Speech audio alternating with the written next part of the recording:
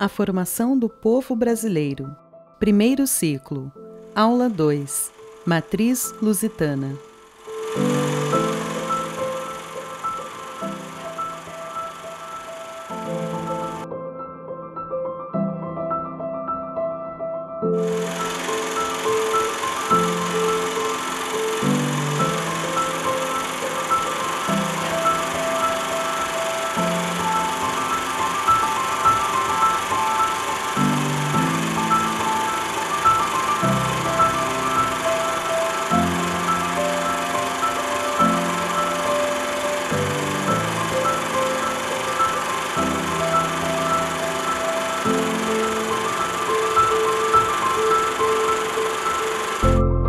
Surgimos da confluência do entrechoque e do caldeamento do invasor português com índios silvícolas e campineiros e com negros africanos, uns e outros aliciados como escravos. Olá, amigos! Vamos conhecer nesse ciclo a segunda das 3 matrizes que compõem o povo brasileiro. Já vimos a matriz tupi e agora vamos conhecer a matriz lusitana. Saber qual a origem de Portugal, o que eles pensavam os portugueses. De que forma Portugal conseguiu se firmar como uma das primeiras civilizações formadas no mundo e quais eram as influências que construíram Portugal. O que hoje conhecemos como Portugal é uma das nações mais antigas da Europa. Sua história vem da Idade Média e é inseparável da Espanha. Sofreu inúmeras e irregulares invasões, recebeu diversos povos e uma sucessão de habitantes ao longo dos séculos, que deixaram muitas marcas naquela nação. Portugal, que pertencia à Espanha, teve sua independência em 1143. Portugal, à época do descobrimento, rivalizava o monopólio político e econômico com a Espanha e representava uma vanguarda para os povos europeus. Precoce como nação, suas características marcantes eram a síntese da ousadia. Fronteiriço à Espanha, a única saída dos portugueses para o mundo era através do mar, o que o forjou como um país de pescadores e de grandes navegadores por uma questão de sobrevivência. Foi por meio das raízes arábicas que os portugueses dominaram a técnica da construção de navios com leme e com velas, com os quais conseguiram enfrentar os humores do alto mar, o que resultou na formação tecnológica e científica de desbravadores. Que disse Anal que foi para a Lua, só que a Terra era azul, mas não disse. Quando o príncipe Dom Henrique, um príncipe meio doidão, belo, vivia vestido no manto de Cristo, esse homem estranho, filho da Idade Média, inesperadamente se converte no tecnólogo mais avançado. Numa praia portuguesa ajeita as coisas para montar navios que não existiam. Navios com leme fixo, por exemplo, que era uma coisa dos árabes, que na Europa nunca tinham usado. Navios com a vela latina, que é boa para navegar. E navios em que ele aprendeu com os chineses e os árabes a pôr bússola, a pôr astrolábio. Da economia agropastoril, fruto da junção de povos como lusitanos, galegos e célticos, vários caminhos formaram a gênese do povo português. Vamos começar a entender a história de Portugal pelos fenícios, território do atual Líbano. Conhecido como os maiores navegadores da antiguidade, os fenícios estabeleceram o primeiro império marítimo da história, ao fundar diversas colônias e cidades-estado por todo o mar Mediterrâneo. Foram eles os responsáveis por introduzir a cultura do comércio marítimo na nação portuguesa. A ousadia, a coragem de Portugal com as grandes navegações tem a marca inconfundível da cultura fenícia. Com esse navio montado, foi possível enfrentar o Mar Grosso, o Atlântico, para chegar aqui. esse navio, essa criação, é mais importante que uma nau dessas espaciais. Como é que se explica que um povo português e espanhol se expandem e criam a primeira civilização mundial? O conceito de cidades-estado também foi uma contribuição do povo fenício ao povo português. As cidades-estado fenícias eram cidades independentes entre si. Algumas adotavam a monarquia hereditária, outras eram governadas por um conselho de anciãos. Essas cidades disputavam entre si e com outros povos o controle das principais rotas do comércio marítimo.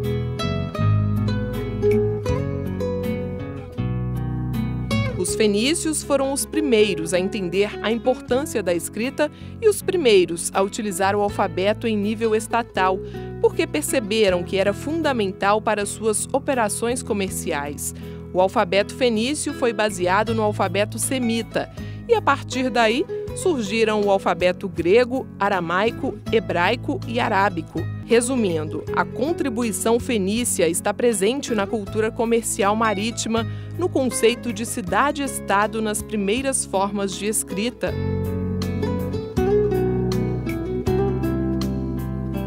Outro povo que contribuiu imensamente para a formação de Portugal foi o celta. É uma das mais antigas civilizações do mundo antigo. Habitaram partes da Europa entre os séculos 2 e 3 a.C.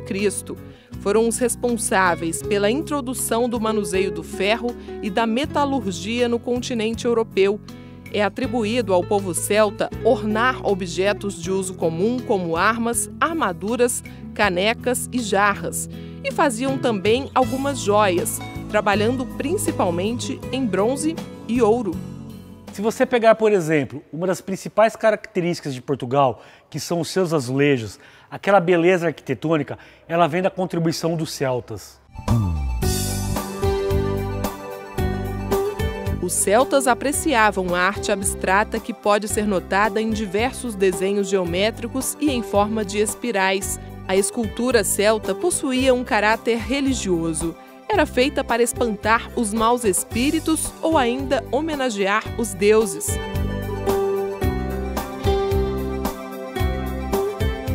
A sociedade celta era muito desenvolvida para a época, com uma organização social, religiosa, política e econômica. Era organizada em tribos e cada tribo era organizada por meio de clãs, famílias que compartilhavam as terras, e pautada numa sociedade hierárquica. Estavam divididos em a classe de nobres, os homens livres, os servos, os artesãos e os escravos. Além deles, os chamados druidas eram os sacerdotes. As grandes famílias celtas acabaram por compor as grandes famílias da coroa portuguesa. Os soldados romanos, desembarcados na Península Ibérica, comeram os povos que tinham lá antes. Não é comeram antropofagicamente, não. Comeram na alma, substituindo a sua língua pelo latim. Um latim porco, um latim sujo, um latim impuro, que resultou ser espanhol e português.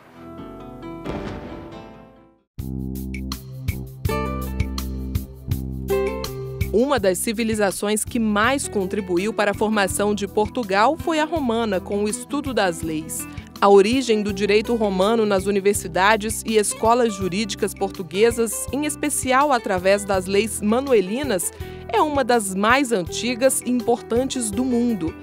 Com a invasão romana, o país levou o latim à guerra. Dentro deste panorama histórico, o Reino de Portugal fica subordinado literalmente ao comando romano. Roma trouxe para Portugal a beleza de sua cultura, na arquitetura, no teatro, na arte e em diversos outros ramos do conhecimento. Logo que os romanos ocuparam Lisboa, construíram um teatro numa zona alta para que todos que chegassem à cidade pudessem perceber que pertencia ao seu império. Uma contribuição fundamental para o desenvolvimento cultural de Portugal, para a formação e afirmação de Portugal como nação. A arquitetura portuguesa desenvolveu-se significativamente com a chegada dos romanos no século II a.C. Os romanos construíram um conjunto considerável de infraestruturas e estruturas de apoio às povoações mais importantes, como estradas, aquedutos e pontes. Ainda hoje, existem muitos vestígios daquela época espalhados por todo o território português, como habitações, teatros, templos e outros edifícios públicos. Corimbriga, o Teatro Romano e as Termas dos Agustais em Lisboa, o Templo Romano em Évora e as ruínas do Cerro da Vila em Vila Moura são bons exemplos da arquitetura romana naquele país. O latim era a língua oficial do antigo Império Romano e possuía duas formas: o latim clássico, que era usado pelas pessoas cultas e pela classe dominante, como por exemplo poetas, filósofos e senadores, e o latim vulgar, que era a língua utilizada pelas pessoas do povo. O português nasceu do latim vulgar, que foi introduzido na Península Ibérica pelos conquistadores romanos. Como política expansionista do Império, os povos dominados recebiam o cunho civilizatório romano, na língua, arquitetura e em todos os setores. Damos o nome de neolatinas para as línguas modernas que nasceram a partir do latim, vulgar. No caso da Península Ibérica, podemos citar o catalão, o castelhano e o galego português, na qual resultou a língua portuguesa. Mas além dos fenícios, celtas e romanos, outros povos contribuíram muito para a formação de Portugal. Vamos ver? Os mouros praticantes do Islã vieram da África, da Mauritânia e do Marrocos, invadiram a Península Ibérica, Portugal e Espanha e expulsaram os romanos, que também haviam invadido a mesma península no ano 300 a.C. Ficaram mais de 1000 anos no domínio desses povos durante a Idade Média, de 300 a.C. até 711 da Era Cristã. Os mouros deixaram muitos vestígios em Portugal.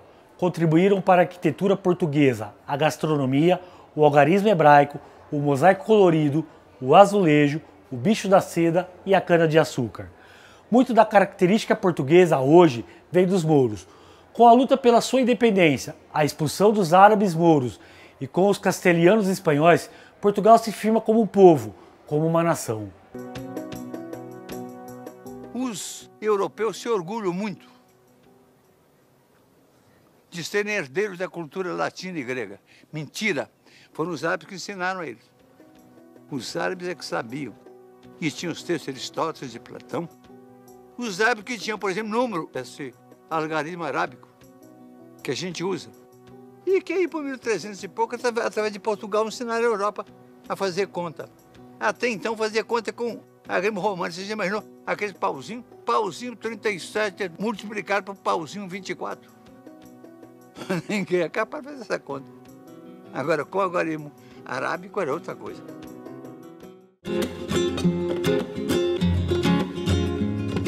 Os judeus diferenciavam-se dos outros povos por se considerarem sempre uma nação no exílio, cujo desejo milenário era o retorno à sua terra.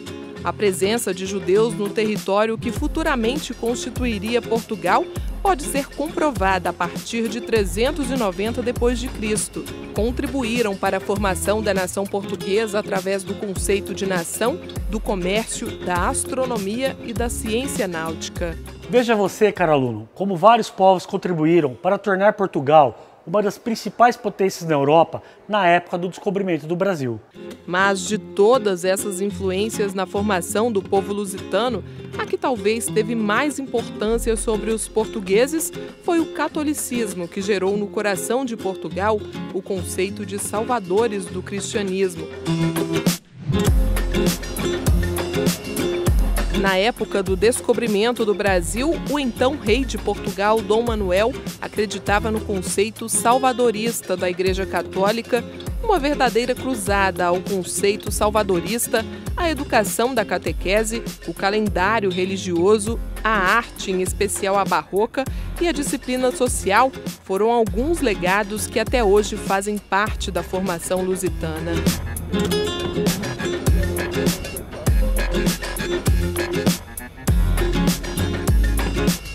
Como uma das maiores potências da Europa, Portugal tinha uma grande dificuldade. Eles não tinham saída para expansão na Europa. E como a única alternativa para Portugal era o mar, eles desenvolveram uma das mais prodigiosas indústrias, a náutica. Através das caravelas e grandes mastros, eles desbravaram os oceanos e descobriram novas terras. Essa tecnologia fez Portugal crescer como potência, disputar a hegemonia da Europa com a Espanha e trouxe muita riqueza para a civilização e para Portugal. Quando Portugal vem para o Brasil, ele vem com duas missões. A primeira era de explorar as riquezas deste país e, através dessa exploração, escravizar os índios que aqui habitavam. A segunda, e não menos importante, foi uma missão que o rei de Portugal, amparado pela autoridade divina, colocou para ele próprio como uma missão de fé, que era de salvar os índios para o cristianismo, e aqueles que não aceitassem a fé romana deveriam ser escravizados ou exterminados. A chegada dos portugueses do Brasil se divide, portanto, entre esses dois conceitos. O mercantilista, com a possibilidade de muito ganho financeiro, e o da fé, de arrebanhar almas. Nascem dessa dominação das terras tupiniquins os primeiros conflitos, marcando profundamente Brasil e Portugal. Afinal, para o rei de Portugal, para os portugueses, eles eram a nova cruzada, eles eram os guardiões de Jesus aqui na terra. E para isso era preciso converter os índios brasileiros para a fé cristã. Entretanto, a divisão mercantilista e a divisão de catequese influíram decisivamente na história do Brasil e na história de Portugal. Portugal contribuiu muito para a construção da civilização, mas contribuiu também para o massacre e para os assassinatos de milhares de índios que aqui estavam e viram nos portugueses a sua derrocada. Afinal de contas, Portugal tem as digitais no massacre dos índios brasileiros. Aquele príncipe Dom Henrique que eu falava, tinha uma coisa muito simpática, que era uma heresia. Ele acreditava que houve um tempo do Pai, de que fala o Velho Testamento, do Deus barbudo velho. E veio depois um tempo do Filho, que é o tempo do meio, de que fala o Novo Testamento. E dizia o príncipe, é chegado o tempo do Espírito Santo, em que os homens vão construir o paraíso na terra. Quer dizer, no ano de 1400, antes do Brasil nascer, já aquele príncipe, muita gente mais da igreja, pensava nessa utopia de construir o mundo como um projeto, de fazer o paraíso perdido aqui na terra, para o gozo dos homens. Essa heresia é uma heresia muito bonita, que paira sobre a história brasileira, que nos dá uma espécie de tarefa de criar um mundo feliz, feliz para os homens. Um mundo com muita fartura, com muita alegria, com muita criança, com muito sorriso.